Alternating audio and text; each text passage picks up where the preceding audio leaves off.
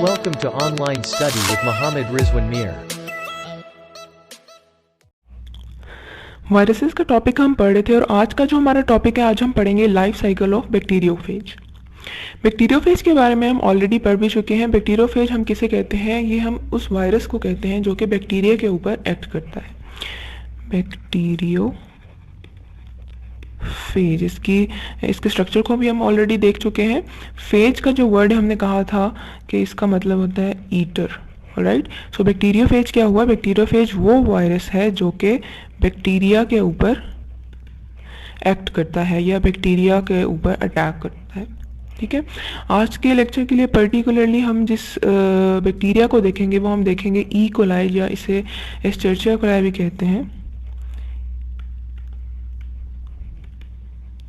Escherichia coli या इसको E coli भी कहा जाता है। ये एक बैक्टीरिया है, इसके ऊपर एक बैक्टीरियोफेज जो है वो किस तरह से एक्ट करता है, और जो फेज है जिसको हम आज देखेंगे वो है टी फेज। और टी फेज के अंदर भी स्पेसिफिकली अगर हम देखें तो T4 फेज जो है, इसको हम देखेंगे कि किस तरह से बैक्टीरिया के ऊपर एक्ट करता है और ये जो बैक्टीरियोफेज अपना लाइफ साइकिल किस तरह से कंप्लीट करता है। ये जो T4 फेज है, अगर हम इसके कैरेक्टरिस्टिक को देख लें, इसकी एक कैरेक्टरिस्टिक तो ये है कि ये देखने में बिल्कुल टैडपोल की तरह। टैडपोल आप जानते हैं ना, फ्रॉग की एक स्टेज होती है लाइफ साइकिल की, टैडपोल। तो ये टैडपोल से रिजेंबल करता है। और before going into the life cycle, अगर हम एक दफ़ा अपने बैक्टीरियोफेज के स्ट्रक्चर को देख लें तो हमारे लिए आसानी होगी आगे उसको समझने में। बैक्टीरियोफेज के स्ट्रक्चर को हम ऑलरेडी देख भी चुके थे, एक दफ़ा फिर से हम इसको रिवाइज कर लेते हैं। यह है हमारे पास एक बैक्टीरियोफेज। बैक्टीरियोफेज, इसके अंदर होता क्या है? एक तो आप ये नोट कर लें कि बैक्टीरियोफेज के अंदर डीएनए होता है, और ये जो डीएनए है ये डबल स्ट्रैंडेड डीएनए है। इसको हम साथ लिख भी देते हैं, डबल स्ट्रैंडेड। ये बात अपने जहन में नोट कर लें। इसके अलावा इसके अंदर क्या है, इसके स्ट्रक्चर के अंदर एक और चीज़ जो नोटेबल चीज़ है वो ये है कि ये तो इसका पूरा हेड रीजन था, ठीक है, हेड, ये यहाँ पे लिखा हुआ भी है। और इसके अलावा इसकी जो टेल है, इस पूरे एरिया को, ये जो पूरा एरिया, इसको हम टेल कंसीडर करते हैं, ठीक है। और टेल के अंदर हमारे पास स्पेसिफिकली जो नोट करने वाली चीज़ है वो है टेल फाइबर्स, ठीक है। ये जो टेल फाइबर्स हैं हमारे पास, ये जो 6 टेल फाइबर्स हैं, ये आप देख लीजिए, यही आगे बैक्टीरिया के जो बैक्टीरियोफेज की जो लाइफ साइकिल है इसके अंदर भी यूज़ होंगे। तो ये 6 टेल फाइबर्स यहाँ पाए जाते हैं। और इसके अलावा यहाँ पे एक बेस प्लेट है, इस बेस प्लेट को हम ग्रीन कलर से यहाँ पे हाईलाइट कर देते हैं, ये बेस प्लेट है, ठीक है। और बीच में आप ये देखें, स्टेजेस देखेंगे, ये जो पूरा एरिया इसे हम कहते हैं शीथ। और यहाँ पे ये वाला जो एरिया है ब्राउन से, जिसको मैं यहाँ पे हाईलाइट करी हूँ, ये है कॉलर, ठीक है, और ये नेक रीजन है। तो ये बेसिकली एक पूरा बैक्टीरियोफेज का स्ट्रक्चर है। जब हम बात करते हैं लाइफ साइकिल की, तो लाइफ साइकिल, तो बैक्टीरियोफेज का जो लाइफ साइकिल है वो बेसिकली हम कह सकते हैं कि वो 2 स्टेजेस हो सकती हैं उसकी, या फिर वो 2 तरह से अपनी लाइफ कंप्लीट करता है। बिफोर गोइंग इनटू स्टेजेस, अगर हम पहले रिलेशनशिप्स देख लें तो बेहतर होगा।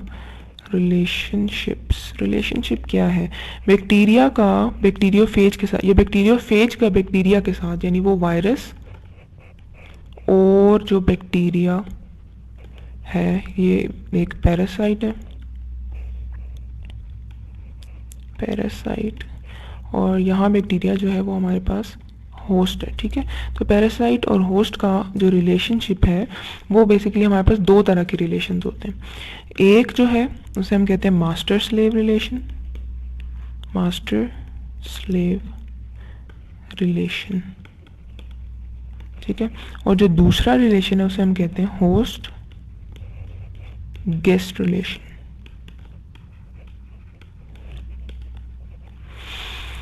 ये इस तरह से हम इनको क्यों कहते हैं, मास्टर स्लेव क्यों कहते हैं इस रिलेशन को, और इसको होस्ट गेस्ट क्यों कहते हैं, ये अभी आप जब डिटेल देखेंगे तो आपको क्लियर हो जाएगा। मास्टर स्लेव को हम साइकिल्स को जब हम देखें तो हम इसको लाइटिक साइकिल भी कहते हैं, लाइटिक साइकिल। और होस्ट गेस्ट रिलेशन जो है, इसकी जब हम साइकिल्स की बात करेंगे तो हम कहेंगे ये लाइजोजेनिक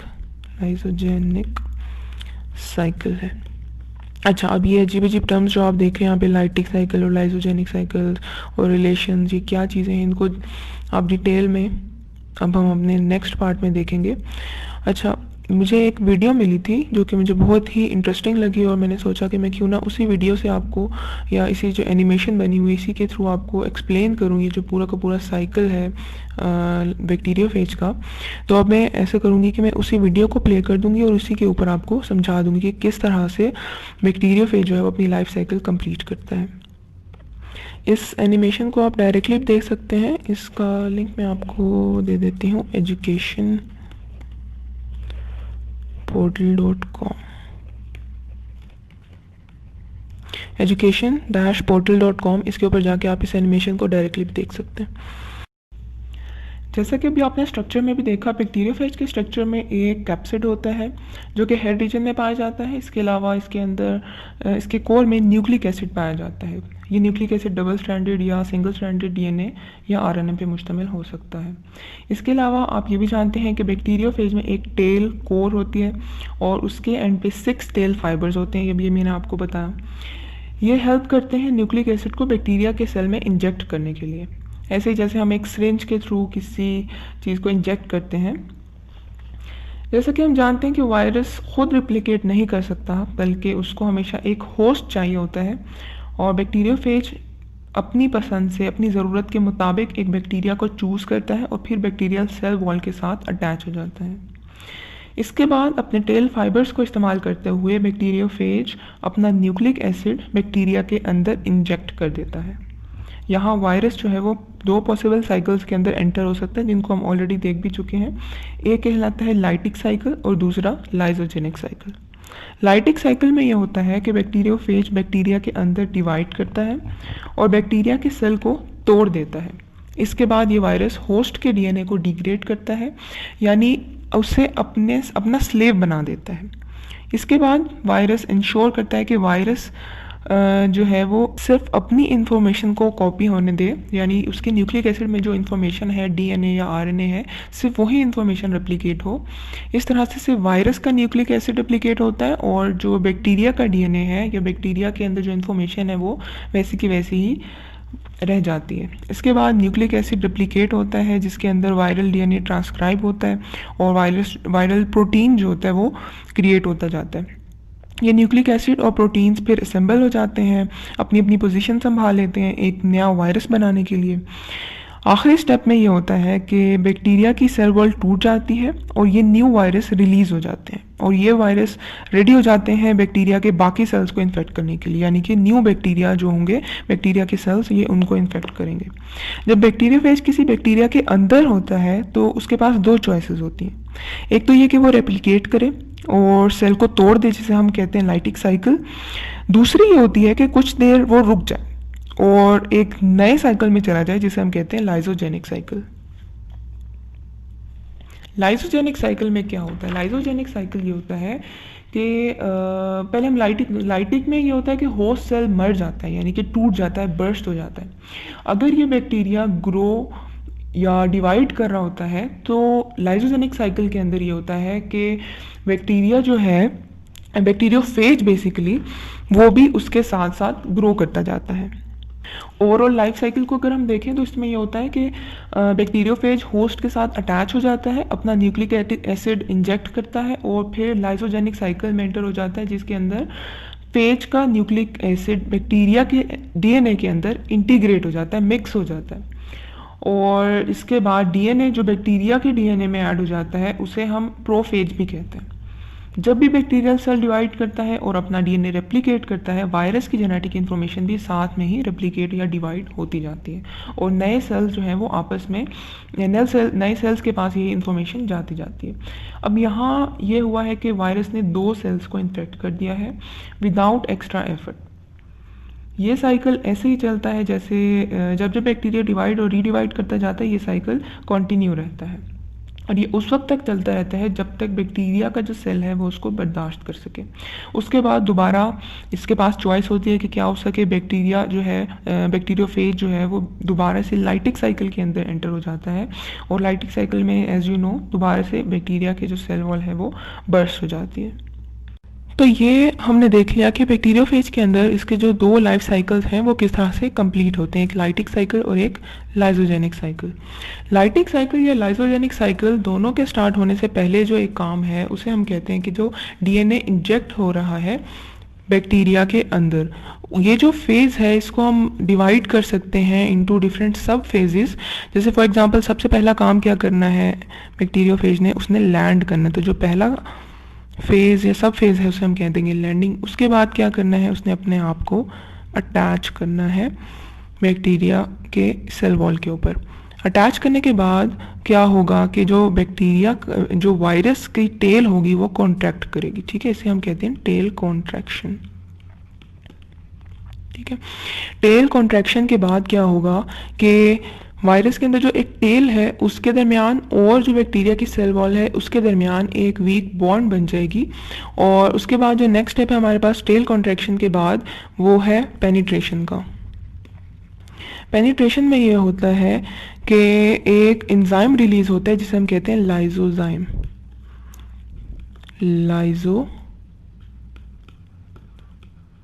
और लाइजोजाइम ये करता है कि लाइजोजाइम जो है वो बैक्टीरिया की सेल वॉल का कुछ पोर्शन जो है वो डिसॉल्व कर देता है या ख़त्म कर देता है। और इससे हेल्प क्या मिलती है इसको ये हेल्प मिलती है कि जो इसका न्यूक्लिक एसिड है या इसका जो जेनेटिक मटेरियल है वो पेनिट्रेट कर सकता है या बैक्टीरिया के अंदर जा सकता है। और जो लास्ट स्टेप है वो है डीएनए इंजेक्शन का। डीएनए इंजेक्शन यानी कि अल्टीमेटली जो डीएनए है वो बैक्टीरिया के सेल के अंदर चला जाता है। तो ये हमने देख लिया डिफरेंट फेजेस जो कि थे इंजेक्टिंग के अंदर जो सब फेजेस हम बना सकते हैं वो। इसके अलावा कुछ टर्म्स हैं जो कि आपको पता होनी चाहिए। एक तो हमने बताया आपको कि लाइटिक साइकिल, जैसे कि हमने बात की लाइटिक साइकिल, ठीक है। लाइटिक साइकिल जो है, लाइटिक का जो वर्ड है लाइसिस से निकला है जो कि जिसका मतलब होता है ब्रेक डाउन, ठीक है। अच्छा, एक और बात हमने की थी प्रोफेज की।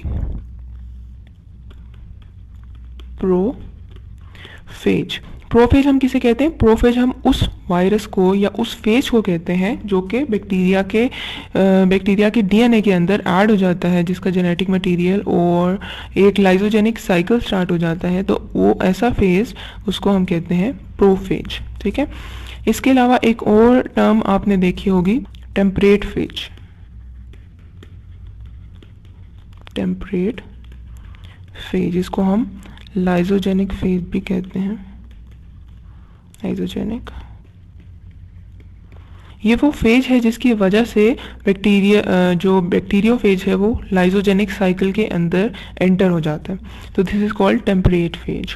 एक प्रोसेस जिसे हम कहते हैं लाइजोजेनिक साइकिल, उसके अंदर जो पूरा का पूरा प्रोसेस है हम उसे कहते हैं लाइजोजेनिक, ठीक है। लाइजोजेनिक।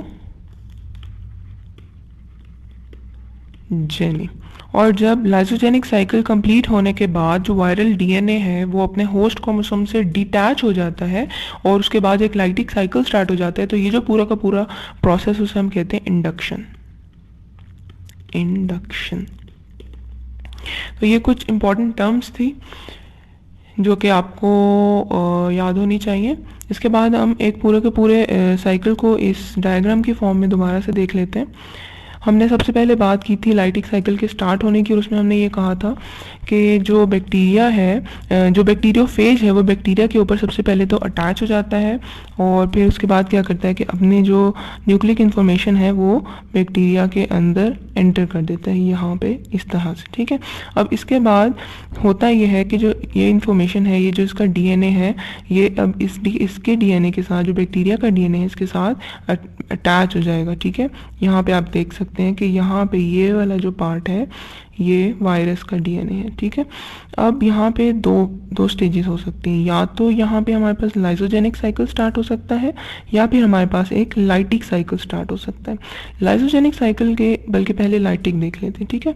लाइटिक साइकिल के अंदर क्या होता है कि जो डीएनए है ये पूरा का पूरा सेल के, ये जो वायरस का डीएनए है ये बैक्टीरिया के डीएनए के ऊपर हावी हो जाता है और ये सिर्फ अपनी इंफॉर्मेशन को कॉपी करता है, यानी सिर्फ अपनी इंफॉर्मेशन ही रेप्लिकेट होती जाती है और हमारे पास ढेर सारी कॉपीज़ बन जाती हैं वायरल प्रोटीन की और वायरल डीएनए की। ये जो प्रोटीन और डीएनए बने हैं इसके बाद अपने नेक्स्ट स्टेज के अंदर ये अपनी शेप्स बना लेते हैं, जैसे कि यहाँ पे हेड्स बनते जा रहे हैं और उसके साथ यहाँ पे जेनेटिक इन्फॉर्मेशन अलग आती जा रही है। इससे नेक्स्ट स्टेज में ये होता है कि जो हेड्स हैं ये डीएनए और हेड्स अपने आप को अरेंज कर लेते हैं और उसके बाद एक पूरे के पूरे वायरस की फॉर्म बना देते हैं। और फिर उसके बाद क्या होता है, इसके बाद जो है हमारे पास बैक्टीरिया की जो सेल वॉल है वो अंदर की तरफ से ब्रेक हो जाती है और ये पूरा का पूरा लाइटिक साइकिल कंप्लीट हो जाता है। उसमें क्या है कि यहाँ पे वायरसेस जो हैं वो डिफरेंट रिलीज़ हो जाएंगे और ये वायरसेस रेडी होंगे एक नए बैक्टीरिया को जो है अटैक करने के लिए।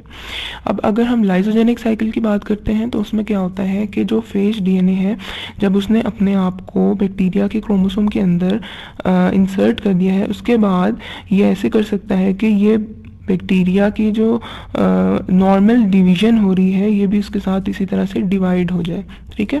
डिवाइड किस तरह से होगा, जैसे कि नॉर्मल फिशन रिएक्शन होता है जिसमें बैक्टीरिया 1 से 2 में डिवाइड हो जाता है, तो यहाँ पे देख सकते हैं आपके यहाँ पे इसका जो न्यूक्लियस है वो डिवाइड हो गया और उसके बाद यहाँ पे इसके बाहर एक मेम्ब्रेन भी बन गई और इस तरह से जब अपने नेक्स्ट स्टेज में जाएगा यहाँ पे हमारे पास 2 सेल्स बन जाएंगे। इस तरह से 2 सेल्स बनेंगे और दोनों के अंदर थोड़ा थोड़ा जो पोर्शन है वो यहाँ पे इस तरह से हम इसको शो कर देते हैं, थोड़ा थोड़ा जो पोर्शन है वो बैक्टीरियोफेज का, यानी कि जो वायरस है ये इसकी इंफॉर्मेशन का भी होगा। तो ये तो हमारा आज का टॉपिक था, लाइफ साइकिल ऑफ बैक्टीरियोफेज। अपने नेक्स्ट लेक्चर के अंदर हम डिफरेंट वायरल डिजीज़ को और HIV वायरस को डिटेल में देखेंगे।